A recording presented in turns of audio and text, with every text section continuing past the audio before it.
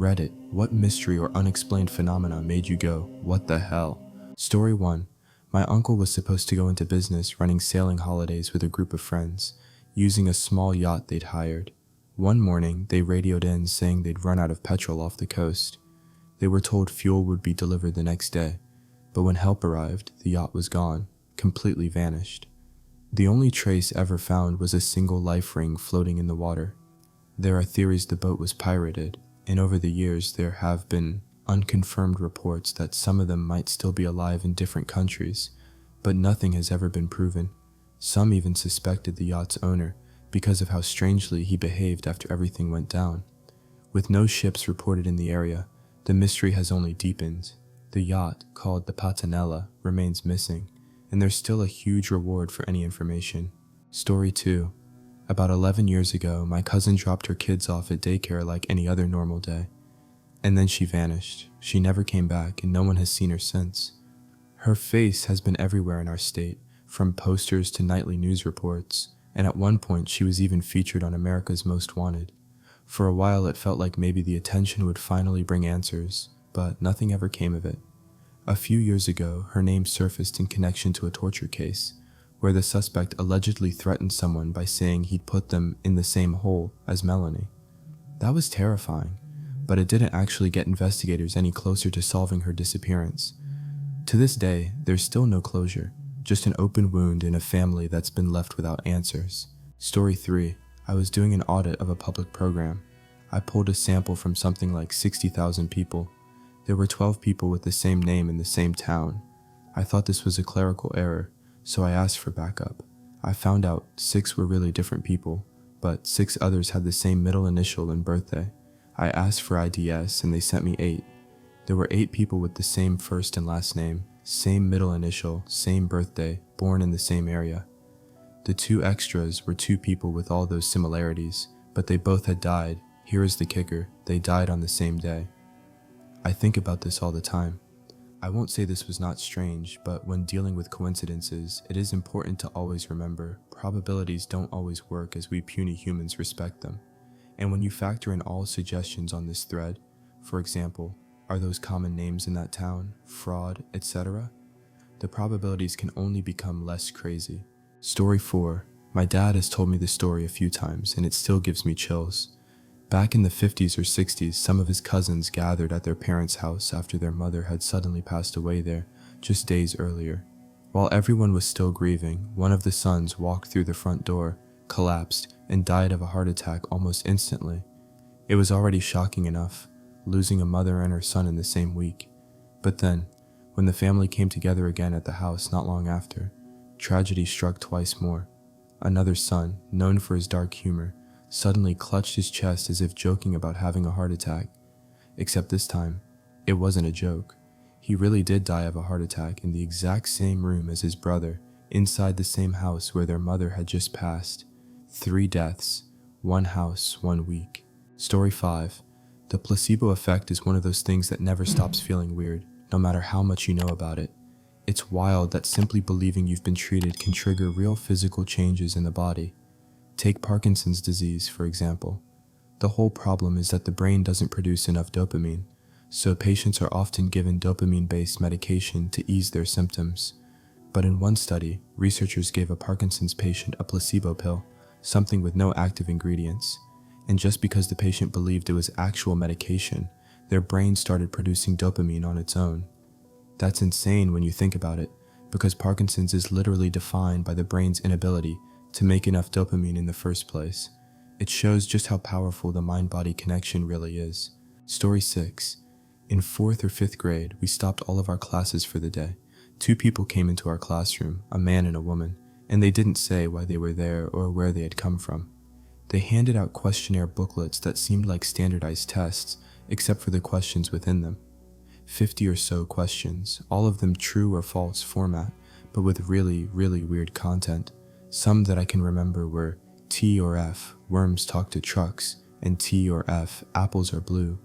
We all answered them while looking really confused, and our teachers were silent the entire time. The next few days, nobody said a word about the tests. I remember asking people what they were, but nobody could recall where the people were from. We never saw them again, and no faculty of the school ever once mentioned the tests. We didn't have them the next year, and had never had them before. I still have no clue what they wanted from us. I'd guess it may have been some kind of psychology department at a local university that received permission from the school to conduct a test. They were researchers. Your teachers were silent to not ruin the validity of the research. Total shot in the dark, but perhaps they were trying to see if they could discern any patterns in standardized testing with nonsense questions. Kind of like, none are true and false, let's see if there are any statistical discernible patterns that emerge. My guess at least. Story 7. My grandma passed away on Christmas Day, back in 2009. She had lived right next door, and after she was gone, the house was left to my dad. We cleared everything out. They canceled the landline, cut off the cable, made sure all the utilities were shut down. The place sat empty for months. Then, on my birthday the following year, something happened that still creeps me out. Our home phone rang, and the caller ID showed her name and her old number. It was as if my grandma was calling from the house next door, even though her line had been shut off for ages. None of us could bring ourselves to pick it up. We just let it ring while we stared at each other in shock. When my dad called the phone company, they swore the account was closed and there was no way the number should have been active. To this day, we have no explanation. Story 8. When my great-grandmother passed away in the hospital, it was around 2 a.m. because my great-grandfather was elderly. The hospital called their daughter, my grandmother, to be the one to break the news to him. So my mom and grandmother drove over to his house in the middle of the night. But when they arrived, instead of finding him asleep, they found him fully dressed, coat and hat on, sitting by the door like he was expecting them. They asked if the hospital had already called to let him know, and he shook his head. Then he calmly told them that his wife had just come to see him, letting him know they were on their way and that it was time for him to say goodbye to her body. This story has been passed down as completely true, and every time I hear it, I get chills. Story 9, I've shared this before, but it's stuck with me my whole life. When my sister and I were little, we were outside playing near the mailbox while our parents watched from the window. According to them, my mom suddenly got a bad feeling and told my dad to bring us inside. He brushed it off at first, but she got more urgent. When he asked why, she couldn't explain. She just panicked and started heading for the door despite being less than a week away from giving birth to our youngest sister. My dad stopped her, stepped outside himself, and called us in. We listened and went inside. Less than a minute later, a car came flying down the street at high speed and obliterated the mailbox. We would have been hit and probably killed. Even now, my parents get uncomfortable talking about it. Story 10, I don't really believe in ghosts, but my dad's told me a couple of stories from his life that still give me pause. He's never been the type to make things up, so I have no reason to think he's lying. The wildest one happened when he was about 16, spending the night at his best friend's house. Something he'd done plenty of times before. Everyone had gone to bed and he was alone in the living room, watching TV. Out of nowhere, the TV switched off by itself. He heard the floor creak, like someone walking down the hallway, but no one was there. Then the cushion next to him on the couch visibly sank, like someone had just sat down. The TV flicked back on, only now it was showing old black and white cartoons with subtitles. He said he was absolutely frozen with fear. After a moment, the TV shut off again. The cushion rose back up, and he heard footsteps retreat down the hall. Then his original show came back on as if nothing had happened. Story 11. My dad was driving back home from visiting his father in North Carolina, about a 12-hour trip, and planned to do it all in one go. At his first rest stop, a man walked up and asked for a ride. Dad turned him down and went on his way. 2 hours later, he saw the same guy hitchhiking on the shoulder. Later, at another rest stop, the man appeared again and asked for a lift, as far as you're going. But Dad still said no. After seeing him on the roadside yet again, Dad's car started acting up, so he pulled off at an exit, and there was the man, waiting. This time he helped Dad get the car running, and Dad offered him a ride.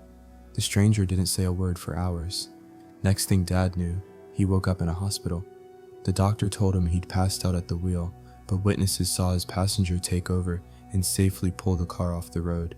When people ran to help, the man had vanished. Story 12.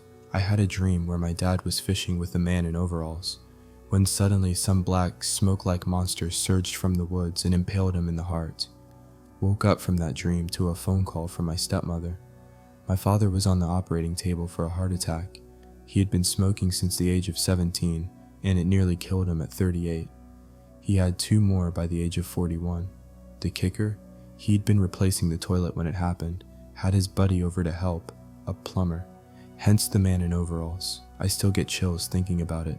You can assign memory after the fact. That's especially true when it comes to dream memories.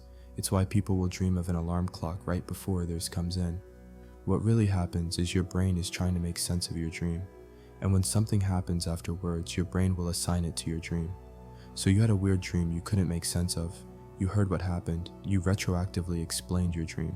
Story 13. I once had an experience on Houston's Highway 290, aka the Houston Death Road, that still freaks me out. I was driving my 2000 Acura TL, SCCA sticker on the trunk, Houston Rodeo sticker on the rear windshield, some dents along the bodywork, when a car passed me that looked vaguely familiar. At first I thought, same car. But then I noticed the driver. He looked exactly like me. Same face, same build, same everything. The car itself was a perfect match too, right down to the stickers, except this one was pristine with no dents. As it pulled ahead, I caught the license plate. Same numbers, same letters, JDB, identical to mine. It sped off before I could catch up. I even pulled over to check my own plates and stickers. They were still there. To this day, I have no idea how there could have been an undamaged, carbon copy version of me and my car on that road. Story 14. When I was in middle school, cell phones weren't widespread yet, and I also didn't carry a watch, so I would often do things without knowing the time. I used to walk a mile or so to a bus stop, and I was usually the only kid that rode the bus at this time. Our school started at staggered times, and I was the only middle schooler who rode this bus at this particular time. I would leave my house at 6:50 and get to the bus stop by 7:20-ish. I'd gone with a watch before, so I knew the timing, and the bus would always arrive by 7:35, so I always had a bit of extra time. On this particular day, it was the dead of winter, and it was overcast out, so it was quite dark. I left the house at the same time I always did. My family was doing the same things at that time they always were, and there was no indication of anything being weird. I swear, I got to the bus stop and time froze for a long time. Everything about my walk was normal, but while waiting on the usually busy street for my bus, no cars drove by, no pedestrians walked by, and my bus didn't come for what felt like hours. The sky did get a little brighter as the day went on, but something felt really weird. I swear I stood there for hours before, suddenly, things returned to normal, and there were cars driving by and a few people walked by. My bus pulled up, and I walked on feeling very strange. I looked at the time. It said 7:33 a.m. I don't get what happened. Story 15. When I was younger, I used to sleep over my best friend's house a lot. He has an enormous and old house, which is also quite beautiful. One night, I woke up and went up these long stairs to the bathroom, while it was all really dark, and I can't start to describe the noises I heard while I was in the bathroom. I heard steps right outside the door, heard someone scratching the door, and I thought, this must be my friend pranking me. So I went and opened the door. Nothing, absolutely nothing. The noise stopped suddenly as soon as I opened it. I slept in the bathroom that night and recently told my friend, now that we are older, what happened, and he told me they had their house purged a year ago due to weird things happening, especially with his little sister. To be honest, I don't believe in ghosts nor anything of that kind, but that event was a complete mind twist. Story 16. I was at scout camp a few years ago. It was lights out, so I went into my tent where my bunkmate had already been in for a while. He was in his bed and I whispered, "Hey, I'm back." He then drowsily tells me to shut up. I chuckle to myself, change, and crawl into bed. I'm laying there for a couple minutes waiting for sleep when all of a sudden my mate, who was just a minute ago lying in bed, burst through the door. We were both like, what the hell just happened? He says all of a sudden he was just outside on the ground. I know for a fact that he didn't get up and walk out. I would have noticed it. He was 2 feet away. I also would have noticed if he fell out. This is the weirdest thing I have ever witnessed. We came to the conclusion that aliens abducted him but didn't want him, so sent him back down. We nicknamed him Roswell. I have had situations where I think I am lying in bed waiting to fall asleep, and then my husband nudges me and says I was snoring. I have sleep apnea, and this happens to me fairly often. Up until he woke me, I could have sworn I was wide awake. Based on my experience, I would guess that you thought you were awake, but had actually fallen into a light sleep without realizing it. Then your buddy sleepwalked outside, woke up, and came busting back in the tent, waking you up even though you thought you were asleep. Story 17. This is one that I've experienced personally. It was a mystery to me until many years later, when I found out the real explanation. I had been sleeping in a locked room and woke up to see our cat jumping towards my face. She disappeared, as though she had jumped straight through my head, leaving me sitting up in bed wondering, what the F was that? I got up and checked. No cat in the room. Long afterwards, I read a book with a chapter on alien abductions that described how people can hallucinate when different parts of their brain don't wake up at the same time. It can lead to feelings of being trapped, helpless in your bed while strange beings from your imagination surround you. This century, it has led to people believing aliens were experimenting on them. Further back in history, it probably explains a lot of tales of ghosts, demons, witches, or whatever. It would have been easy to believe that what I saw was a ghost cat, but it was a half-awake dream imposed on the real world. Story 18. About 5 years ago, my uncle vanished for 4 days. My aunt came home from work and found he was just gone. None of his clothes or shoes were missing, and his wallet had been emptied and laid out neatly on the bed. Cash, cards, everything arranged as if he'd been planning something. We were terrified it might be suicide, even though that would have been completely out of character for him. We put up flyers, organized searches, and the local news even ran segments about him. Then a few days later, he just walked into work for his next shift like nothing had happened. His co-workers were stunned. He acted completely normal and seemed oblivious to all the chaos his disappearance had caused. To this day, he's never said where he went or why he left, and I doubt he ever will. Story 19. I have a few things I stumbled on that I think are weird, but fascinating. The man from Tallred. Basically, a man popped up in a Tokyo airport claiming to be from a country that doesn't exist. What is weird about it is that he had a passport, Idaho, and currency from the country of Tallred. He was temporarily locked up and vanished overnight. The Voynich manuscript, a book written in a language that is completely unknown to history. Many people claim it's a code of some kind, but it hasn't been cracked for hundreds of years. It appears to be a book detailing types of plants. Everyday Chemistry is an alleged Beatles album from an alternate dimension where they never broke up. Probably a hoax, seeing as how all the songs are a mix of their solo material from after. The person claiming to have the album defends this by saying they still had the same ideas, but used them for the Beatles.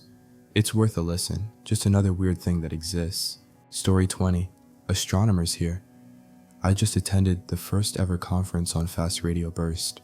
These are radio signals we have only known about for a few years, where you get an extremely bright radio source for just a few milliseconds from beyond the galaxy. So far, only one of these has repeated, and its origin was traced to a puny galaxy less than a tenth of the size of ours, 2 billion light years away. So yeah, there are some ideas out there as to what can be causing FRBs, perhaps a magnetar for the repeater, but there could also be more than one source for these signals. But whenever I think of something bursting radio signals so bright from so far in such a boring corner of the universe, my mind definitely freaks out a bit. Story 21. My wife was some sort of nexus for a weird, inexplicable crap with lots of stories that make you go, what the heck? But I'll tell only one here. She was a nurse and was working nights. I worked days, so it was unusual for her to call me during the middle of the day, but one day she does so. She tells me that she had had a dream concerning my friend Dave. She couldn't remember the specifics of the dream, but it had awakened her from a sound sleep.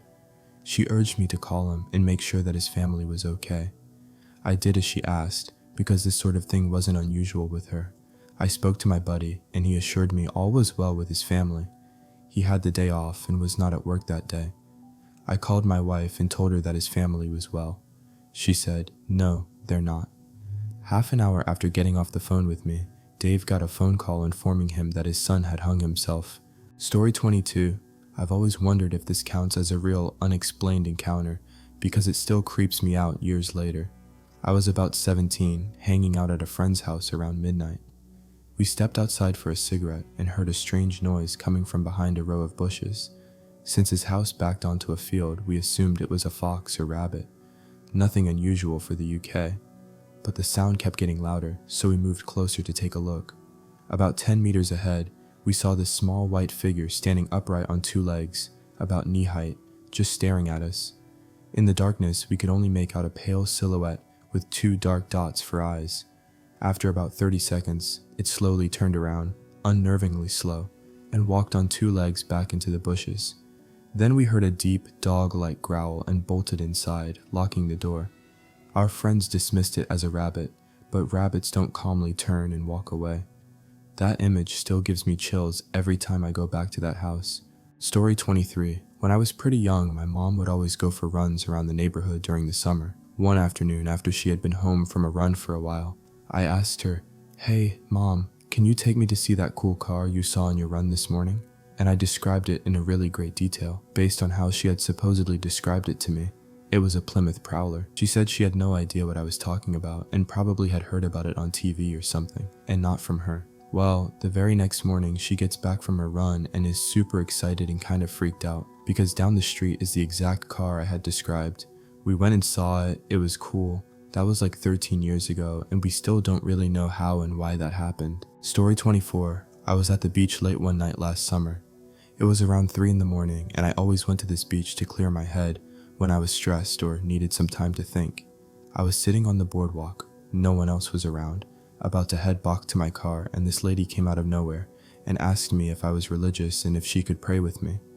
Personally, I'm not religious, but I didn't want to be rude, so I said sure. I had been going through an extremely rough time in my life and was very depressed. She prayed with me for a few minutes for my safe travel home and overall good blessings. I said thank you, and she walked off into the fog. That night, my car's steering quit out and I crashed into a pole going 60 miles per hour. The medics on scene said the impact should have destroyed me on contact. I walked away with a few scrapes and a swollen lip. I still think about how I was given a second chance at life that night.